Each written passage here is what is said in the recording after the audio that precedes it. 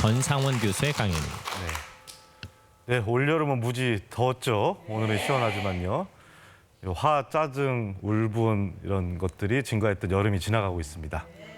네, 몸만 아까 우리 이재영 약사님이 말씀하신 것처럼 감기 드는 게 아니고요.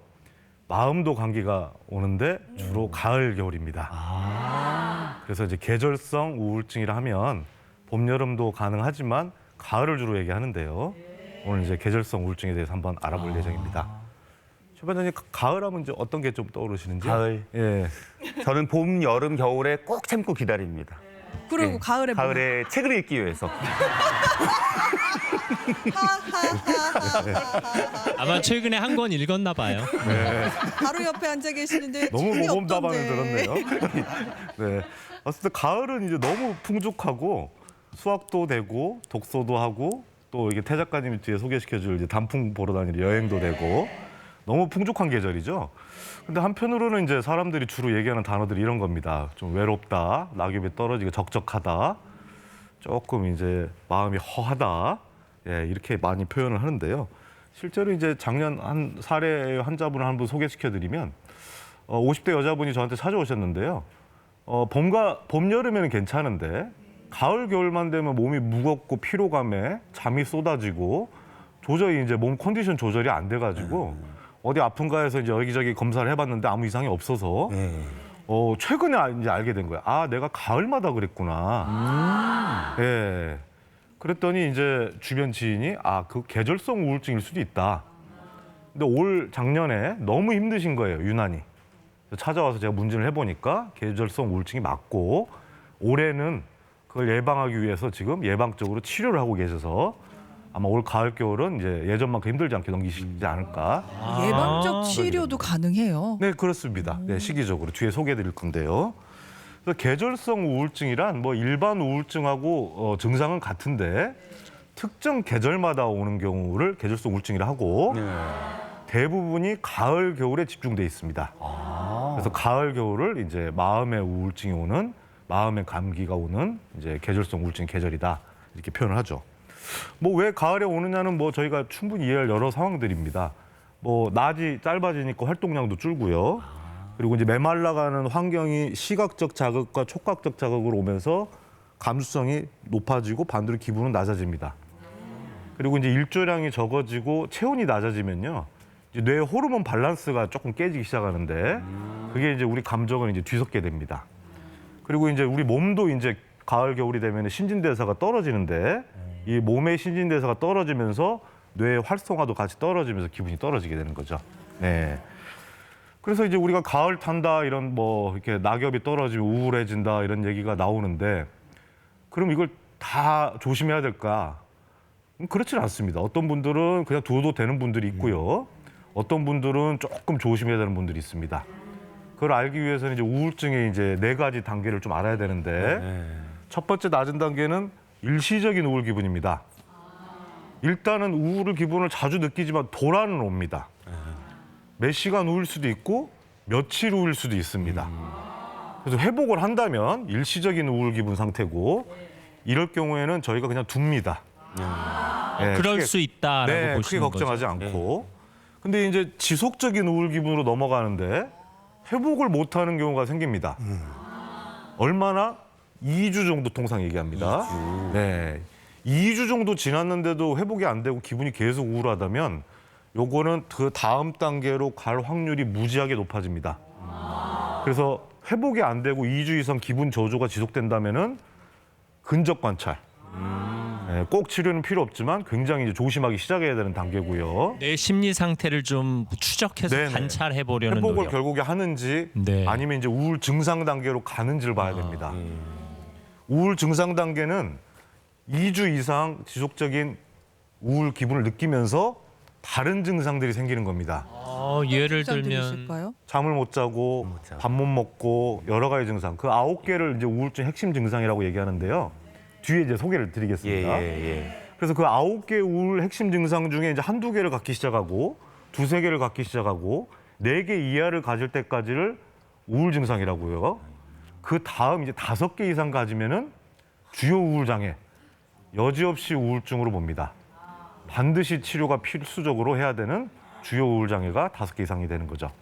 4개 이하일 경우에는 꼭 치료를 해야 되냐라는 논란은 있지만 조기 치료, 예방 치료를 해야지 아까 말씀드린 주요 우울 장애로 넘어가는 걸 막을 수 있기 때문에 대부분 치료를 권고드리는 수준입니다. 그럼 저희가 이제 아까 말한 주요 우울 장애 핵심 증상 9개가 있다고 그러는데 네. 9개는 이제 저렇게 9개인데 우리 한 번씩 이제 좀 읽어보겠습니다. 본인이 몇 개 가족 정도 가지고 있는지 한번 체크를 해보면 우울 증상의 수준을 알 수 있죠. 지속적인 우울 기분 2주 이상 필수입니다. 그리고 이제 여러 가지 증상이 나타나는데 몇 개인지 보는 건데 흥미좌, 평상시 하던 레크레이션이나 취미 활동이 이제 재미가 없어지는 거. 그리고 입맛이 떨어지거나 오히려 폭식해서 과식하게 되거나. 그리고 4번째는 수면이 문제가 생깁니다. 잠을 못 자거나 더 많이 자거나. 그리고 5번째는 불안 초조하고 몸이 붕 뜬 느낌이 들거나 말이나 생각이 뭔가 느려졌다 느끼는 거. 6번째는 피로감입니다. 그리고 7번은 이제 생각의 차이인데요. 무가치감. 그리고 내가 이제 아무 가치가 없다.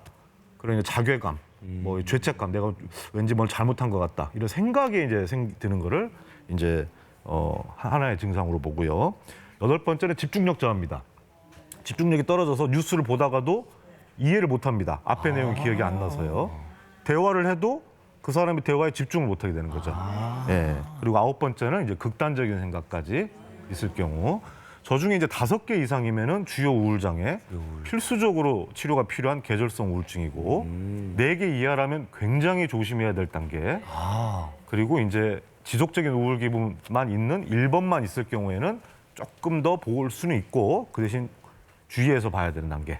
사실 몇 가지는 흔히 있을 수 있는 증상인데 예. 5개 이상 중복되면 문제다 이런 말씀이신 네, 거죠? 그리고 이제 이게 이제 어쩌다 한 번이 아니고요. 아까 2주 동안 지속된 우울 기분 동안 이런 증상도 저것도 거의 매일 느껴야 됩니다. 근데 주관적인 차이는 있겠지만은 그래도 저 9개 증상 중에 몇 개 되는지 체크를 해본다면 본인의 우울증 수준을 알 수 있고 올 가을에 내가 어떤지 좀 알 수가 있는 거죠. 예. 그럼 이제 이 계절성 우울증이라는 거는 이제 아까 말씀드린 대로 일반 우울증과 똑같고 특정 시기마다 오는 건데요. 치료 방법은 일단 일반 우울증과 같기 때문에 특별한 차이가 없는데 시기적으로는 좀 다릅니다. 먼저 이제 약물 치료가 있는데요. 이제 봄, 여름에는 괜찮기 때문에 약을 좀 쉬고 가을, 겨울에 나빠지니까 그때부터 준비를 하는 겁니다. 그때 이제 약물 치료를 하고 그래서 기분을 괜찮게 해서 다음 봄으로 넘기는 건데요. 이때 주의해야 될 게 이제 2가지가 있는데 첫 번째는 약물 치료는 바로 효과가 나지 않고 복용한 지 2, 3주가 경과돼야 됩니다. 그래서 최대 효과를 보기 전에는 한 달 전이니까 늦여름부터는 준비를 해야지 이제 찬바람 불고 이제 가을 됐어요 하고 찾아오기에는 약간 늦습니다. 그러니까 증상이 나타나기 전에 먹어라. 그렇습니다. 그리고 2번째는 이게 확실해야 되는 거죠. 이제 이게 계절성인 게 아까 제 사례분처럼 매년 정확하게 가을, 겨울마다 일정하게 반복되는 계절성인 게 확인돼야지 이 방법을 쓸 수 있지. 그럼 한 3년 이상 지속된다? 네, 이 3년, 정도? 4년 정도. 예, 보통 그걸 알아차리는데 이제 보통 3, 4번이 되고 그렇죠. 있거든요. 예. 그게 확실해야지 이 요법을 쓸 수 있지. 그렇지 않고 일반 우울증인데 봄, 여름에 우울증을 끊으면 더 나빠지는 분들도 있습니다. 그래서 계절성 우울증인지 확실하게 알아야 되고 2번째는 치료를 가을, 겨울에만 한다고 해도 조금 빨리 오셔야 됩니다. 근데 계절성 우울증이면 뭐 가을에만 오지 않고 봄에도 오고 여름에도 오고 막 이런 분들도 있을 거 아니에요? 네, 봄, 여름에도 있고 예. 다양한데요. 한 대부분 7, 80%는 가을, 겨울에 집중돼 있어서 이번 가을에 이제 조심해야 된다 설명드리고 여름에 오시는 분도 있습니다. 네. 근데 이 항우울제는 약물 치료에 주로 쓰는 약인데요. 잘 아셔야 될 게 내성이나 중독이 없습니다. 없어요. 네. 수면제하고 항불안제 같은 계열이 있는 건데 그 약이 이제 오해가 돼서 우울증 약도 내성 중독이 있다고 오해를 하시게 되는데 그 내성이 있는 수면제나 항불안제는 단기간 써야 되는 약이 맞고요. 항우울제는 그런 게 없기 때문에 안전하기 때문에 장기간 오래 써도 문제가 없고 약을 끊거나 줄이거나 할 때 몸에 특별한 저항이 없어서 쉽게 되십니다. 네. 근데 이제 약물 치료만 원하는 분은 또 있기도 한데 비약물 치료도 원하시는 분이 많죠. 약은 먹기 네. 부담스럽다. 네. 부담되고 걱정. 그래서 비약물 치료 선호하는 분들은 이제 인지 치료를 많이 하게 되는데요. 인지 치료는 뭐냐? 우울증 환자분들은 습관적으로 평상시에 잘못 생각하는 것들이 많습니다. 일상생활에서요.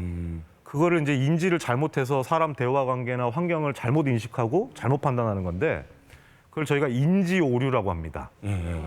우울증 환자분들의 인지 오류는 크게 5가지가 있는데요. 첫 번째는 이분법적 사고. 양극단만 생각합니다. 합격을 못했으니까 나는 인생 실패자야. 중간이 없고 흑백 논리, 양극단적인 사고에 치우치면은 부정적 사고가 많아지고 우울증이 쉽게 걸립니다. 두 번째는 지나친 일반화입니다. 개인의 한두 개의 경험을 가지고 모두 다 적용시키는 거죠. 저한테 이런 분이 있었어요. 어떤 분이 이제 모임에 좀 나가기를 추천했는데 5분 만에 돌아오셨어요. 왜 그러니까 목소리가 너무 크시대요. 사람들이. 그분들이 저는 그래서 소음 때문에 오신 줄 알았더니 그게 아니래요. 자기는 목소리 큰 사람들은 다 이기적이라 생각한대요. 자기 주장이 강하고. 자기가 예전에 사업했을 때 다 그랬대요. 그래서 그 사람들은 다 이기적이라 보고 상대가 싫다. 이런 선입견이 생기는 거죠. 그래서 본인의 이제 몇 가지 경험 가지고 사람들을 다 판단해버리는. 이게 우울증에서 주된 부정적인 사고방식입니다. 세 번째는 이제 선택적 추상화인데 여러 개의 말 중에 부정적인 것만 딱 집어서 확대해서 갑니다. 어떤 학생이 교수님을 찾아갔어요. 논문을 보여드리러. 교수님이 이렇습니다. 흐름도 좋고 주제도 좋고 논문 자료도 뒷받침이 잘 돼 있고 너무 좋아. 단 데이터 수집이 조금 덜 됐네. 대부분 칭찬이고 마지막 조언을 준 건데 학생은 이렇게 생각합니다. 내 논문이 마음에 안 드는구만. 데이터 수집 안 됐다고? 그것만 생각하는 거죠. 아니, 칭찬을 그렇게 많이 했는데 네, 예. 선택적으로 부정적인 부정적인 거. 네. 그리고 이제 임의적 추론이 우리 우울증 환자에서 많은데 사실적 근거가 없는데 판단해버리는 겁니다. 예를 들면 최 반장님이 지나가는데 제가 인사를 막 했어요. 근데 그냥 지나가셔. 그러면 우리가 어떻게 생각해야 됩니까? 못 봤나? 못 봤나? 보다 이렇게. 그럼 뭐 집중해서 가시나? 뭐 이렇게 생각해야 되는데 임의적으로 본인이 결정을 내려버립니다. 나를 무시하는구만. 일부러 지나갔어. 알면서도 그런 경우. 근거가 없거든요. 네. 그럴 때는 오픈해서 열어놔야 되는데 하나에 집중해버리는 거죠. 마지막에 이제 우울증 환자분들이 쉽게 저리를 일으키는 이제 부정적 사고가 개인화입니다. 나하고 관계가 없는데 자꾸 관계시킵니다. 나랑 친구랑 뭘 하기로 했는데 친구가 잊고서 물건을 안 갖고 왔습니다. 그럼 바빠서 그럴 수도 있고 깜빡했을 수도 있는 거죠. 근데 이제 이렇게 생각합니다. 나한테 뭔가 화가 났나? 나한테 뭐가 불만이 있어가지고 일부러 그랬나? 나하고 관계없는 일을 자꾸 이제 내 문제로. 내 문제로.